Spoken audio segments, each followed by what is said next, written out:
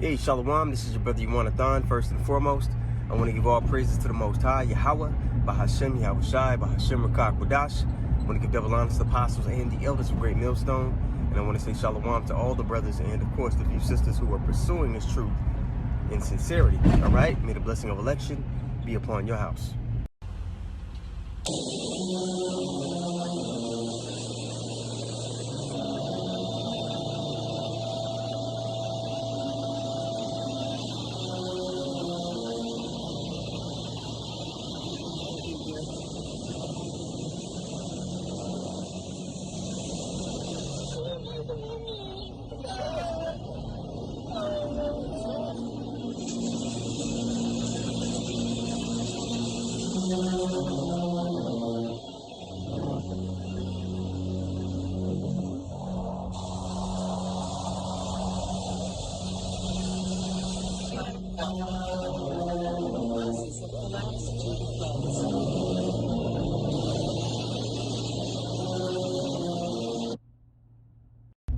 All right, this is Matthew 16:1. It says, the Pharisees also with the Sadducees came, and tempting desired him that he would shew them a sign from heaven.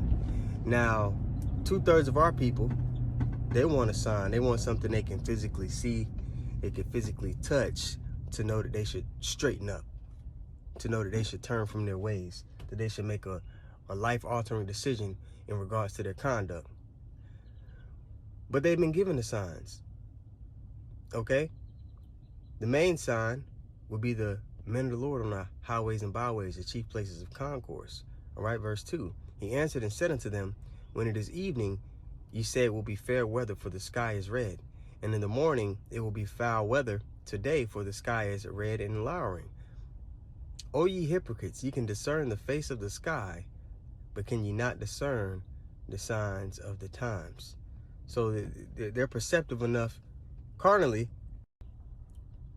to perceive, when there's going to be a storm, when the weather, you know what I mean? But they can't tell in the spirit when the Lord is moving and doing things, when things seem, or when things are strange, when unusual things are taking place, when the Lord is moving. They can't perceive it because they're not spiritual. Okay? And even when the signs are brought to their attention, they disregard it, and we went into that this past Tuesday. They'll disregard it and say, oh, the Lord didn't say that. Even when it's right in their face.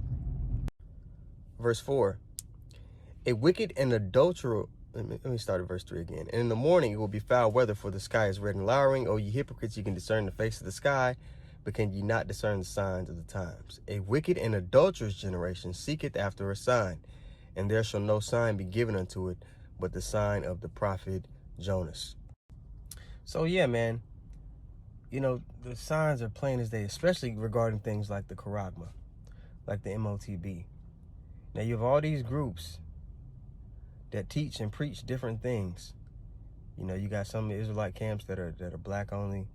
You got some Israelite camps that say there's not going to be any Jacob's trouble, and they all have these different things that to where they shouldn't be able to come together because they preach a different gospel. They preach a different song. Yeah, they're all telling people that they're Israelites, but their understanding of the prophecies, how to conduct themselves, what to look for is completely different.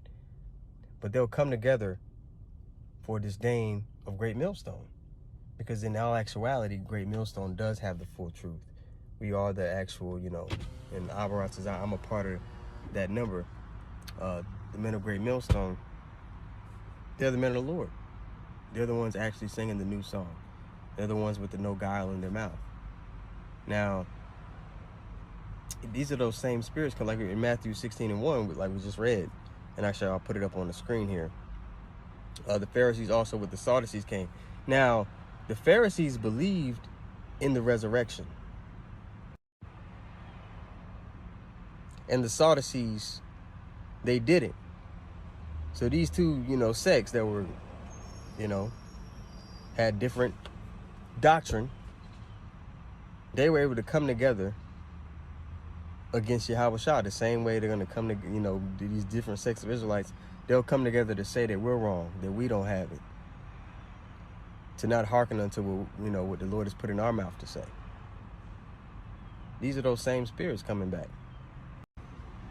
And just to back up my statement, here's a little bit of history here.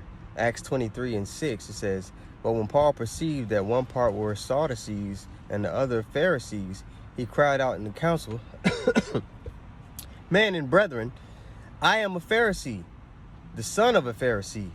Of the hope and resurrection of the dead, I am called in question." And when he had so said, there arose a dissension between the Pharisees and the Sadducees, and the multitude was divided.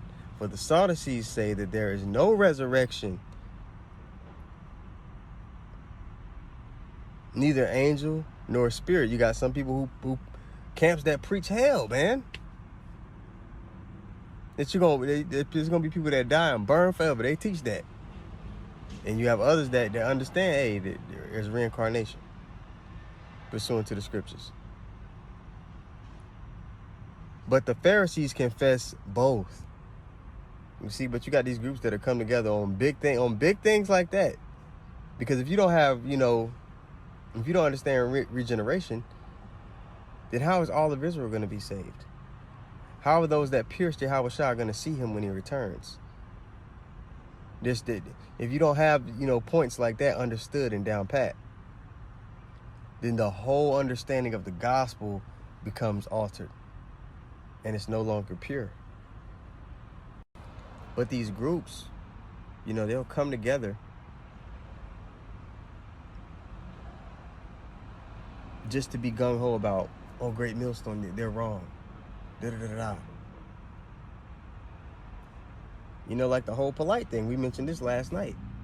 A lot of camps and stuff like that, they were like, oh, we got different understandings, but he's still our brother. A lot of camps were big up and polite when he came against Great Millstone with the whole slander. And the same thing that he was falsely accusing our apostles and elders of, a Great Millstone of, he's now convicted. He's been convicted for it. And now everybody's switching. Oh, that brother. No, y'all niggas was saying he was your brother, and he was right, and bigging him up.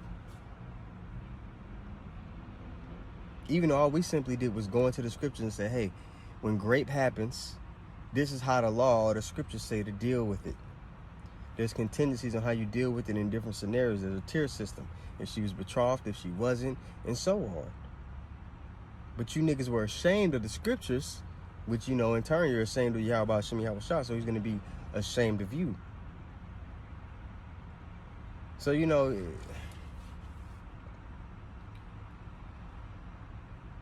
there's just a line being drawn in the sand of who the Lord is dealing with and who he's not. But, the Lord has given people out. He sent his actual men on the highways and byways. We make video epistles every day to lend out his hand to pull you out of the pathway of destruction. So people are standing on the train tracks. The train is coming. The train represents the judgment, right?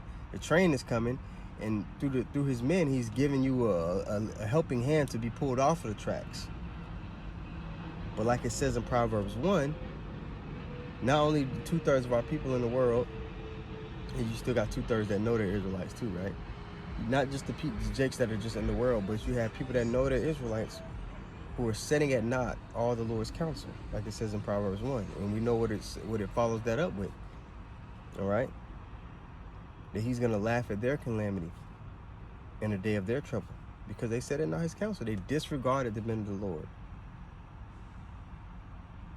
Because they looked at the plain truth, the instruction, the straightforward truth. It was too boring. It wasn't entertaining enough. It was too rigid for them.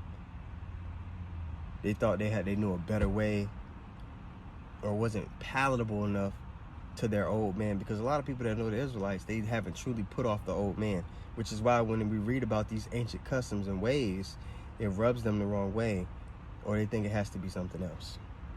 You see, they haven't been truly quickened. They haven't put off that old nigga. You got to put off that old nigga before you can fully step into what the Lord has for us. All right, so just a quick lesson, man. Abaratazai was edifying. I want to give all praises once more to Yahweh, Bahashem, Yahushai, Bahashem, Rakak Wadash. I want to give double honors to the apostles and the elders of Great Millstone. I want to say shalom to all the brothers, and of course, the few sisters who are pursuing this truth in sincerity. May the blessing of election be upon your house. Man, all the signs are speaking. There's omens all over the earth happening. So people can open their eyes and say, oh, the Lord is doing something. And if the Lord is doing something, what am I to do? All right? Shalom.